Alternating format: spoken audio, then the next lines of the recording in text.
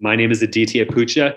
You want to learn a little more about my new play, Mother Grace, in the Fringe Festival? Watch this video. When did I fall in love with theater and why did I want to be part of the theater world? You could say the idea of performing live in front of an audience always excited me.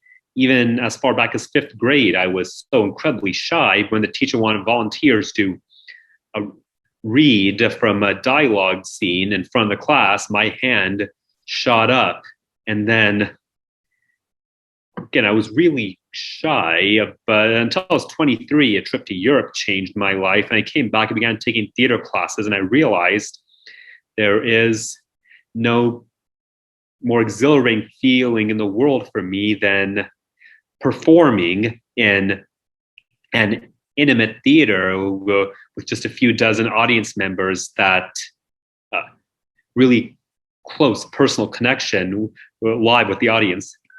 Question of when did I fall in love with writing, again, can go back to when I was little. Always had an imagination. I loved coming up with stories about my stuffed animals and whatever their activities, or my action figures, what they were up to. But as far as writing specifically, when I first comes back to my not having the confidence to think of anyone would want to read my ideas. Art is subjective, unlike things like math, which I'm good at, which are objective. But then I first got interested in writing because, well, I mentioned how long I'd been a theater fan, and early in 2012, something happened to me which got me thinking this was like a Neil LaBute play with the genders reversed.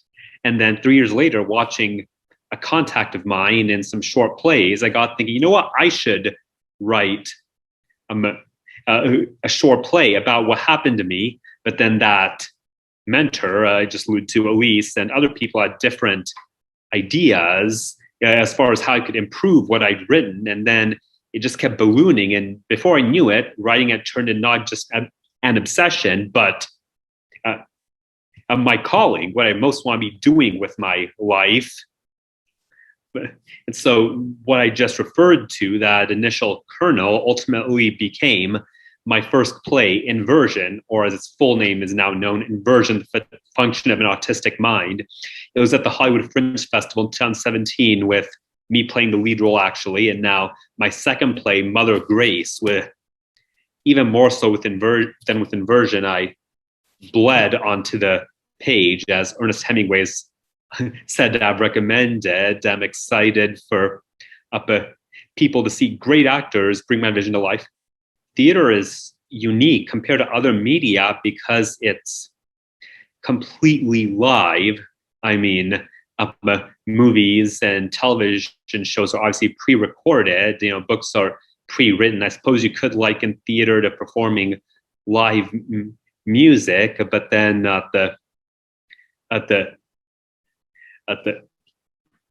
but then that's also pre-written songs, and also that's kind of a different thing. So as far as storytelling media, theater is unique. You're performing it right there. It doesn't exist till you perform it right there in front of the audience, and then they're watching it live, and their reactions could actually end up shaping how it comes across, what its effect is on people.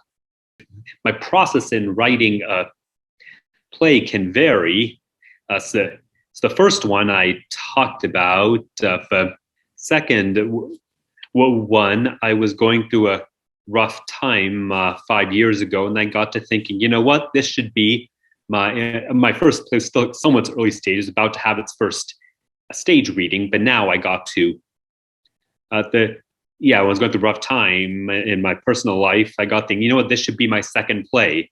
And then and somehow the light bulb went off along the way as far as my third play, which still needs a lot of revisions, a lot of work, but it'll be called Aditya Putcha's Dreams. And I do have the first few drafts written anyway, a bunch of anthology with a bunch of segments based on my dreams, and with framing sequences starring characters based on my best friend and me. But try and generalize this as far as my process for writing a play overall. First, there's the initial idea, which is an important thing.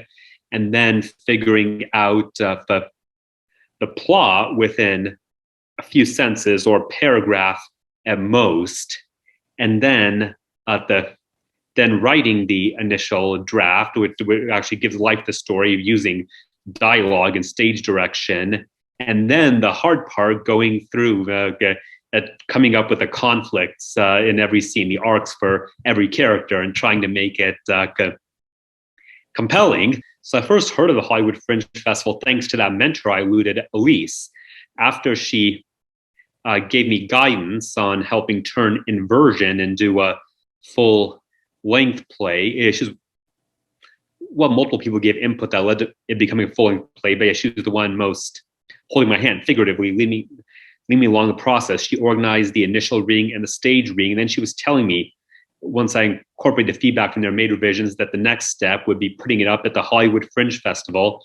I never heard of it before, but I found out what it was, and it's like the most awesome thing, of hundreds of black box theater productions performing together, sharing theater space, and you just walk around from theater to theater watching different things. That sense of community is amazing. So then the feedback got from Inversion helped. I've continued to make revisions on it over the years, continues to get better and better. And then along the way, like I said, I've written Mother Grace, and it deserves the same sort of platform as Inversion. I'm just as proud of this one. Well, I wouldn't really call it, as far as the plot goes, I wouldn't call it semi-autobiographical the way I did the last one. I actually poured more of my real life emotions into this one. There's stuff inspired by all sorts of things. And last year, Fringe was, I was about to say virtually shut down. I guess no pun intended. Everything was virtual. So it was the Mother Grace's first ever stage reading last year. That made some improvements since then. And now, at least with a masked audience, we can perform in person. So that'll be amazing. I hope they're all moved by my work. I heard of Theater Asylum when, it was late in 2018 at a party. I met someone who loves directing, it was anything, everything theater, but directing foremost among them. And then Steve and I kept in touch about doing projects together. He directed that virtual reading of Mother Grace last year, and now he's directing this production. And as far as how I heard about Theater Asylum, the idea was, asked for his thoughts on where we should perform. And then I know, the Hollywood Fringe Festival application actually allows you to select different theaters in which you're interested. And theaters, if they are so inclined, will get back to you, and you'll go from there. Looking through the list of potential Fringe locations with Stephen, he's more as much theater as I've done, he is definitely more experienced than I am. So he stated which theaters he thought might be a good idea because he'd previously performed there or whatever. And then out of the theaters I wrote to, Theater Asylum was one of the ones that wrote back. So Stephen arranged tours of that and of another place. Another place wasn't as nice for a few reasons, but Theater Asylum had 2 locations. So then finally, I like the Stephanie Fury Theater really seemed perfect for our production. So yes, Stephanie Fury Studio Theater, everyone, come check it out. To elaborate on what I said earlier a bit, so I was going through a really awful time of my life in 2016, perhaps an emotional low point, even though I've been building up to that exact point for decades. And then it was basically had to take a break from all of society, the world around me. And during that time of isolation, I was thinking this needs to be my second play. And then I was overwhelmed with different emotions concerning 3 mother figures in my life. My biological mom, whom I grew up with, my pastor whom I didn't meet until 8 years ago, but who 100% deserved to be called a mother to me as well. She even told the whole congregation I'm like a son to her, and her nurturing's meant so much to me. And then God, and you you might say, wait, God, mother. Well, a different pastor of mine, someone I'm close to, had told me the previous fall, so 2015, that God transcends gender, can be worshipped in whatever forms we seek. So yes, isolated from everyone around me, overwhelmed by strong emotions regarding Annapurna Putcha, Pastor Lynn, and Mother God. I thought, okay, let's come up with this play. And Elise had told me the first step to writing a play is come up with the key scenes, maybe 4 of them, and then think about constructing the narrative together. So I came up with a handful of scenes with the main character Linus in different stages of his life, and there have been a lot of revisions since then, but something which I couldn't be prouder.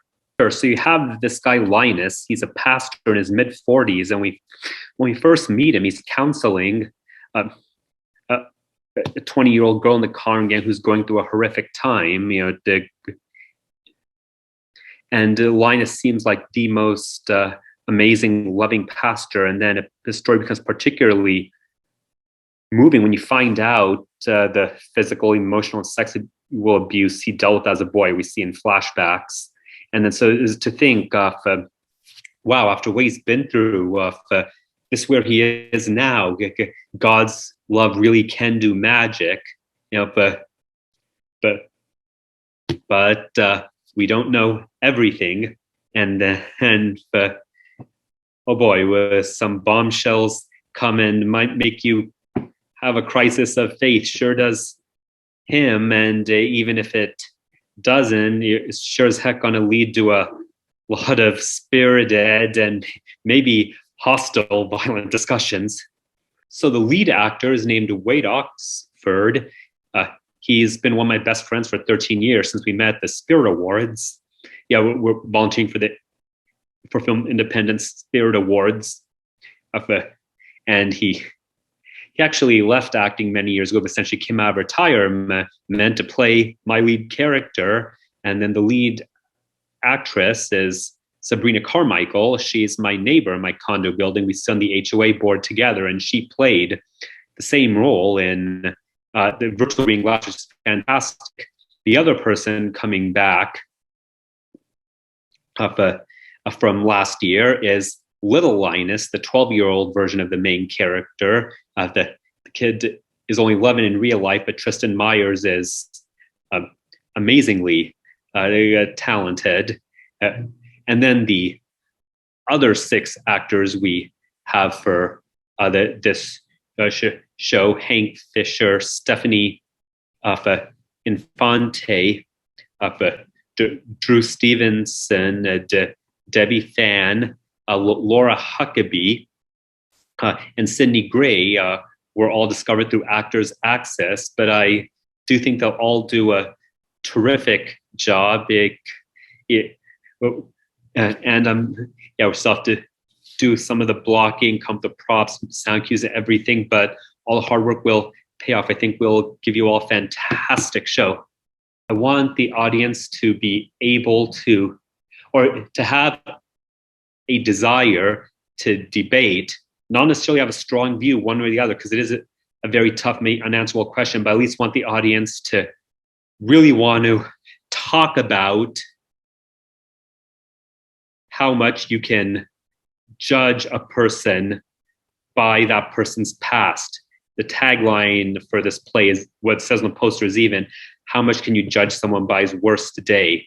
I mean, we all do bad things, but some people do worse things than others. There are certain things so bad that they're unforgivable. But what if it was motivated by a whole lifetime of pain? Even was this what they did? Is that still no excuse? But if it isn't, does that mean that affects how we see them forever? Can people not be redeemed? If they can, what does it take? And what if they acknowledge it's wrong? I mean, so many factors that go into how much you can overlook a person's past, how much you think, how much you let influence your viewpoint on them in the present day. And I really try to get my play to attack that question from all fronts, challenge on all cylinders. I'm going to want the audience afterwards feeling stimulated, ready to discuss that for hours on end with whomever they came to watch Mother Grace with. People should go to my play at the Hollywood Fringe Festival, because I don't think you'll ever find another play which combines BDSM, Christianity, and the Me Too movement. That's my somewhat comical answer. As far as a more serious answer,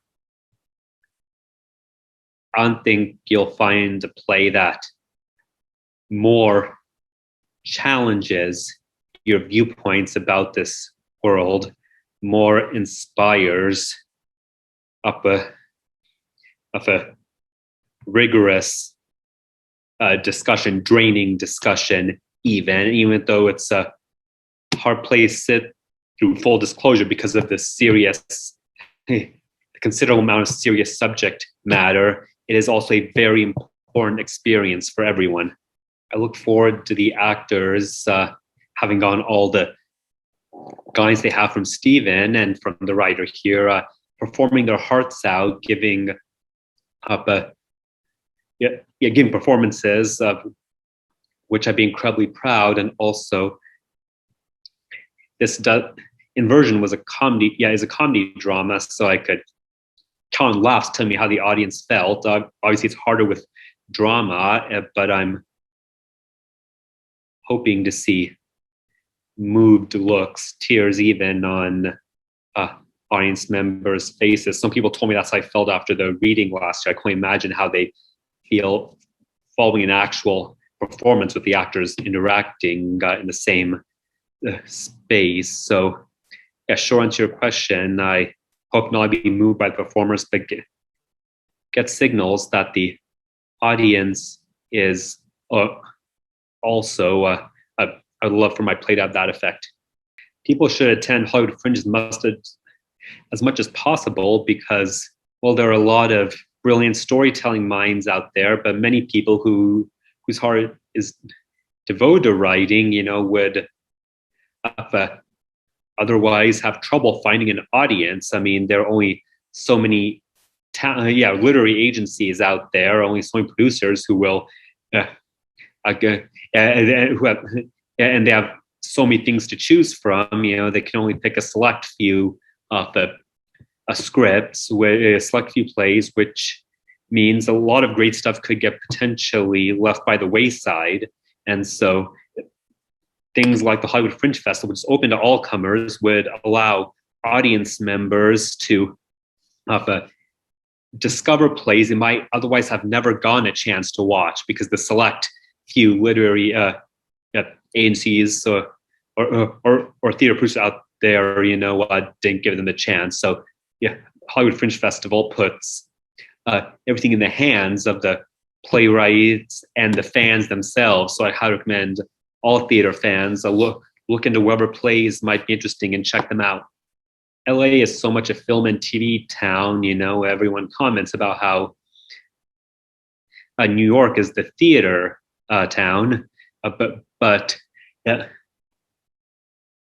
mean, of course, in Los Angeles we have the Pantage for musicals, and if regular plays are more your thing, we do have center stage theater and stuff, and sure, the Geffen, but that's the extent even for big productions. So as far as we don't have an equivalent of off Broadway here. We have a bunch of small black box theaters, which typically nobody goes to unless they have a friend or family member in the show. The Fringe Festival, that can get large crowds. It can get people going to see strangers' plays, and then for say anyone who loves theater, but also loves film and TV, and thus is living out here, the Fringe Festival is essential to give theater a real presence. Even though I allude to subject matter earlier, I will say when I first wrote it, I was saying I want to write a play which illustrates both the healing power of Christianity and the salacious allure of BDSM. And of course, many people commented that they never heard of those two things be combined in one play. But then, yeah, in terms of making a more compelling art, giving it more of a purpose, it was revised a lot over the years, and the process wound up being something that is very timely, coming out a couple years after the Me Too movement, and so it combines a lot of very powerful, very significant themes. I promise it's one of a kind, and you're really going to love it. My name is Aditya Putcha. You can join my conversation about Mother Grace in the Fringe Festival. Come to the festival, and I'll see you there.